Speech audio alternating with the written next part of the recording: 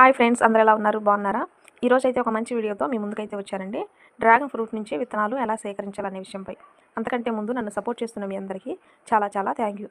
ఇంకా లేట్ చేయకుండా వీడియోలోకి వెళ్ళిపోదాం. డ్రాగన్ ఫ్రూట్ని ఇలా తోలు తీసేయాలండి. ఫస్ట్ విత్తనాలు ఉన్న సైడు ముక్కలుగా కట్ చేసుకోవాలి. ఇలా ముక్కలుగా కట్ చేసుకున్న తర్వాత ఒక గాజు కంటైనర్లో లేదా గిన్నెలో అయినా కొంచెం వాటర్ తీసుకొని ఇవి బాగా చేతితో స్మాష్ చేసేసుకోవాలి.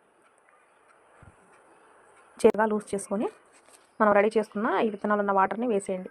మీరు మట్టిని ఒక లేయర్ పాటు వేస్తే సరిపోతుంది. ఈ వేసిన 5 రోజులు కొంచెం చేతితో వాటర్ని చల్లండి. 5 డేస్లో మీకు విత్తనాలు అయితే వస్తాయి. ఇక్కడ నేను వేసాను కానీ సరిగా అయితే రాలేదండి. అగో కొంచెమే వచ్చాయి, ఎక్కువ రాలేదు. నేనైతే వేరే కుండీలో సేమ్ ఇలానే వేసాను, అవి కూడా చూసేయండి.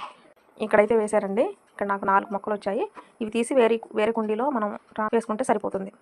మరి మీ ఇంట్లో కూడా మొక్కలు పెంచండి. వీడియో ఎలా ఉందో లైక్ చేయండి, షేర్ చేయండి, సబ్స్క్రైబ్ చేయండి. థ్యాంక్ యూ అండి.